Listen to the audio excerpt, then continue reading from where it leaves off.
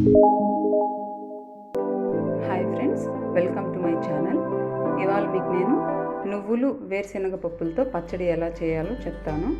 దానికి కావాల్సిన ఇంగ్రీడియంట్స్: తెల్ల నువ్వులు 1 కప్పు, వేయించుకున్న పల్లీలు 2 కప్పులు, ఎండుమిర్చి 30, ధనియాలు 2 టేబుల్ స్పూన్లు, జీలకర్ర 1 టేబుల్ స్పూన్, ఉప్పు మీ టేస్ట్కి తగినంత, చింతపండు గుజ్జు 2 టేబుల్ స్పూన్లు, ఉల్లిపాయ 1, రీఫైండ్ ఆయిల్ 2 టేబుల్ స్పూన్స్. ముందుగా ఇలా ఒక ప్యాన్ పెట్టుకొని అందులో 2 టేబుల్ స్పూన్స్ ఆయిల్ వేయాలి. తర్వాత ధనియాలు వేసి కొంచెం ధనియాలు వేగనివ్వాలి. తర్వాత జీలకర్ర కూడా వేసుకోవాలి, అవి కూడా లైట్గా ఫ్రై అవ్వనివ్వాలి. తర్వాత అలాగే ఎండుమిర్చి కూడా వేసుకొని అవి కూడా కొంచెం ఫ్రై చేసుకోవాలి. ఇలా మీడియం ఫ్లేమ్ పెట్టుకొని ఎండుమిరపకాయలు అనేటివి కొంచెం వేగనివ్వాలి.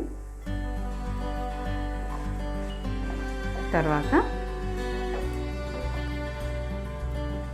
అలాగే నువ్వులు కూడా వేసుకొని ఇలాగే మీడియం ఫ్లేమ్ పెట్టుకొని లైట్గా బ్రౌన్ కలర్ వచ్చేలాగా ఫ్రై చేసుకోవాలి. ఇలా బ్రౌన్ కలర్ వచ్చేలాగా మనం ఫ్రై చేసుకోవాలండి.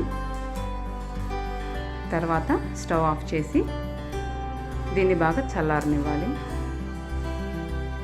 ఇవి చల్లారిపోయాయండి. ఇప్పుడు ఇందాక మనం ఫ్రై చేసుకున్న వాటిని మిక్సీలో వేసుకొని ఒక 30 సెకండ్స్ గ్రైండ్ చేసుకోవాలి. గుర్తుంచుకోండి ఫ్రెండ్స్, ఫస్ట్ మనం వేయించుకున్న నువ్వుల మిశ్రమాన్నే వేసి ఫస్ట్ మిక్సీకి పట్టుకోవాలి. ఫస్ట్ ముందుగా పల్లీలు వేయకూడదు, ఫస్ట్ ఇవే వేసుకోవాలి. పల్లీలు వేసి కనుక ఇవి వేసినట్లయితే నువ్వులు మనకి అనేటివి గ్రైండ్ అవ్వవు. సో ఫస్ట్ ఈ నువ్వులు వేసుకొని గ్రైండ్ చేసుకోవాలి. మాకు ఎక్కువ క్వాంటిటీ కావాలి కాబట్టి మేము ఈ క్వాంటిటీస్ తీసుకున్నాము. మీకు తక్కువ పచ్చడి కావాలనుకుంటే నేను చెప్పిన క్వాంటిటీస్లో హాఫ్ క్వాంటిటీస్ తీసుకుంటే అన్నీ సరిపోతాయి. 1/2 కప్పు నువ్వులు, 1 కప్పు పల్లీలు అలా తీసుకుంటే సరిపోతాయి ఫ్రెండ్స్.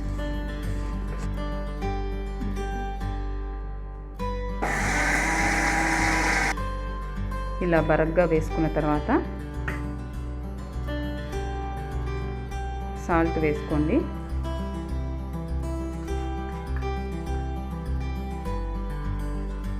తర్వాత చింతపండు గుజ్జు, తర్వాత ఈ పల్లీలు వేసేసుకొని వీటిని ఇప్పుడు పేస్ట్ లాగా వాటర్ వేసుకొని గ్రైండ్ చేసుకోవాలి.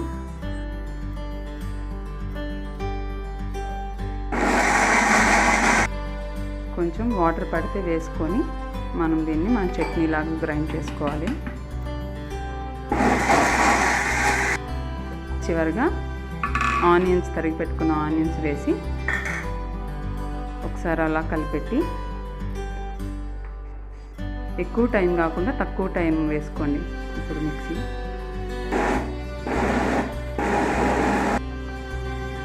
మరి పేస్ట్ లాగా కాకుండా ఇలా బరక్గా పట్టుకోండి ఫ్రెండ్స్ పచ్చడిని. అంతే అండి, పచ్చడి రెడీ అయిపోయింది. ఇప్పుడు మనం ఒక సర్వింగ్ బౌల్లోకి తీసుకుందాం. అంతేనండి, నువ్వులు వేరుశనగ పప్పుల పచ్చడి రెడీ అయిపోయింది. ఈ పచ్చడిని మీరు బ్రేక్ఫాస్ట్లో కానీ, ఇడ్లీలో కానీ, దోశలో కానీ, రైస్లో కానీ తీసుకుంటే చాలా బాగుంటుంది. నా ఛానల్ కనుక మీకు నచ్చినట్లయితే లైక్ చేయండి, షేర్ చేయండి, సబ్స్క్రైబ్ చేయండి.